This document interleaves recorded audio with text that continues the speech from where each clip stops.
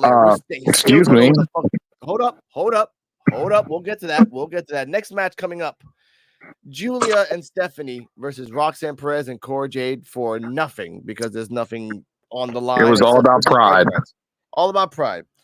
I have the play-by-play here. This is match of the night. Yes. ROXANNE versus Stephanie is very fluid. Very minor adjustments, but very flexible and understandable adjustments. In wrestling styles and pin abilities, Stephanie using her play abilities with the bridge. ROXANNE also using her pin abilities with the bridge with a Mahi Straw cradle. But I did like the contact of like Giulia. Stephanie's like, I'm not doing this whole submission shit with you. I'm just gonna bash your head into with my legs. So that was a nice little counter for everything else. Double team move against ROXANNE Perez, 619 into a double drop kick. ROXANNE is very nimble against Giulia after they start tagging. Beautiful submission by Giulia. Stephanie does a nice little leg cramp, like a leg takeover against Cora Jade. So they do dual submissions against both of them. Very intuitive offense by Giulia by instead of jumping her legs. I did like this.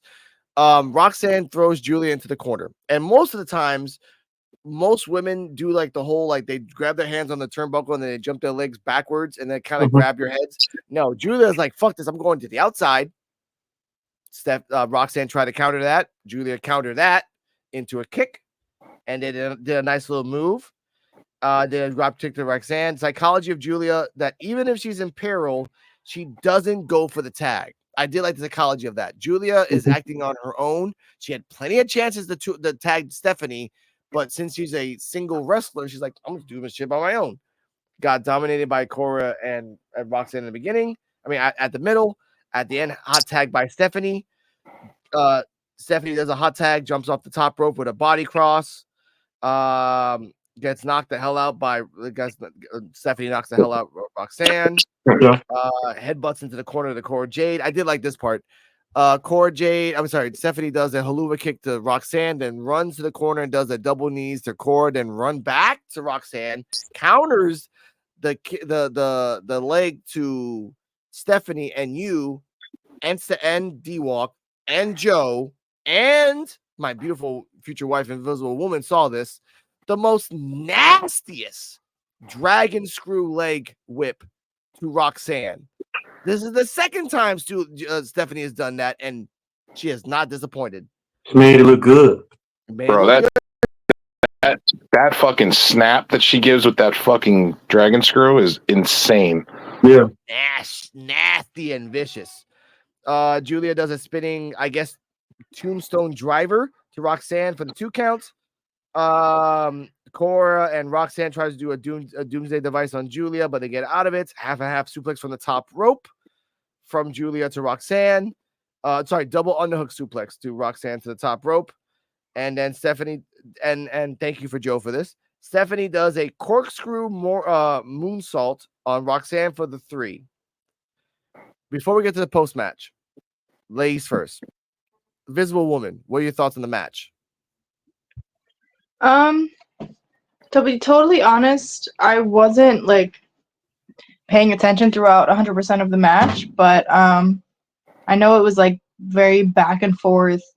I thought that like ROXANNE's team up was totally random and they didn't really have that much chemistry, or just they weren't really working as a team, I guess. But Stephanie and Giulia definitely were. And yeah, like I said, Stephanie did that, and she beat ROXANNE, so I'm impressed. That's right. I give it an A+. Nice. D-Walk, your thoughts? Match of the fucking night, I give it an A+++. Why? Well, like I said, it was something different. The chemistry was dope between all of them. The moves they was doing was crazy. I didn't see no botches.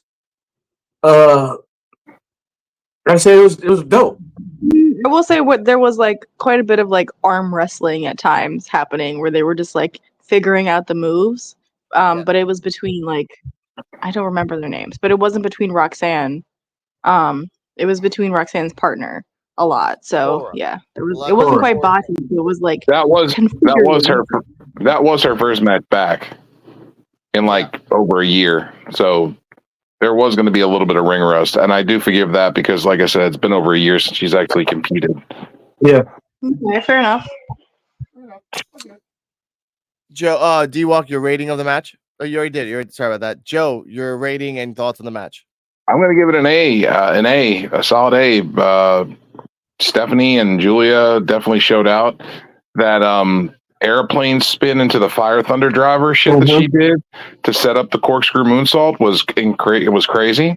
Thank you, Joe. I was wondering what that was. I forgot that Phoenix does the same exact move, except for Phoenix, he kicks you in the head with his knee and then does that. He doesn't do the spin, but he does that. But she had the arm lock too behind her back when she did it. Yeah, and she was spinning her around, and then she like spun around and gave her that Fire Thunder Driver. I was like, holy shit. Yeah. And then the corkscrew moonsault came, and I was like, oh, this is over. Yeah, this woman hangs out with Phoenix way too fucking much. Way too fucking much. Because that's reminiscent of Phoenix. A lot of the moves right there. So she probably like, oh, Phoenix. Oh, let me talk. So, but actually, you know what? Yeah. And just think, this is just the beginning of their careers in NXT. Of course. I give the rating of this match a good A-, actually a good A+, because honestly, there was like minor botches, but I did like the ring general ability of Stephanie. She adapted. She would pivot her body left or right. She would go from different positions to try to get you from there. And Cora had a lot of ring rust. And what about the coffin drop? Huh? What about the coffin dive? She did the Darby Allin. The coffin drop wasn't that bad. Now you know why she did it. And it's not just because she did it because if you remember back over a year ago, Cora Jade and Darby had beef. Oh yeah, that was bullshit. Yeah. So she's bringing it back up by doing the coffin drop. Yeah, I give that. And she weighed more than him. She's bigger than Javon Evans. I mean, what the hell you want us to do? Man, come on, we ain't saying nothing about Javon Evans, man. Let that man stay smaller where he at. Speaking of which, post match, Sia is in the rafters looking down on all four competitors. Speaking of a person that Joe hates, but I kind of like, backstage, Cedric and Javon was talking about the actions that Javon did. Should he have attacked Axiom for the belt instead of just asking respectfully? Cedric brings up the fact that I came down here to get some belts, dude. I came down to get some gold. And there's nothing wrong with being a little bad sometimes. So next week, Axiom and Frazier for the umpteenth time versus Javon and Cedric. Now, I hope Cedric turn on him versus Gary Coleman and Webster. Okay, motherfucker. Hey man, Joe, come on. Before I continue, you a very hateful man. I know. We have a lady in the room here. Let's be civil, at least somewhat. Now, I was being civil. Gary Coleman and Webster. I know. Do you think that either Javon or Cedric's going to turn on Tuesday, Joe? No. Cedric's going to turn on Javon. Okay. Let's keep it simple. D-Walk, Cedric or Javon? Who's turning? Cedric will beat Gary Coleman Jr. ass.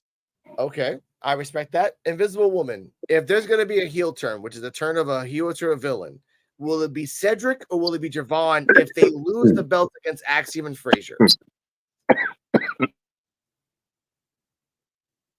Invisible Woman agrees with me. And so I agree that I think it's actually going to be Cedric. Cedric is bringing up the fact of the gold thing. If you don't win gold, it's kind of like the Rich Holland thing. Rich Holland said, if I lose the belts, kind of like as long as we have the belts, I'm rocking with you. So it's kind of reverse. So as long as you try to get the belts, I'm going to be rocking with you. But if you keep failing, I'm just going to like snap on you. So that kind of sucks on him. And Cedric as a heel, no thank you. Javon as a heel, yes. Because it's something different. It's something different. Because right now, actually, you know what? Thinking about it, there's too many flipped heels. You got Wesley, you got Ethan, you got the creeper, Sean Spears, you got Jensen, You might have the Black Crew, Tyson and Tyreek with Nikita, so they might turn evil too. You have Nikita with SpiceChannel.com. If you know what that is.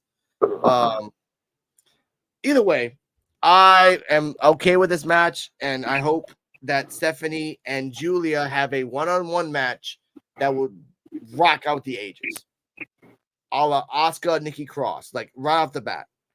So backstage after that, busting over radio once again, talking about the show, talking about the highlights, blah blah blah.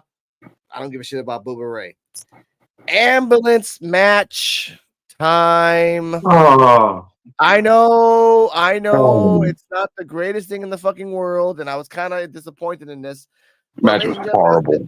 We have to timestamp this. Ambulance match between Andre Chase and Ridge Holland. We had to give this at least 6 minutes.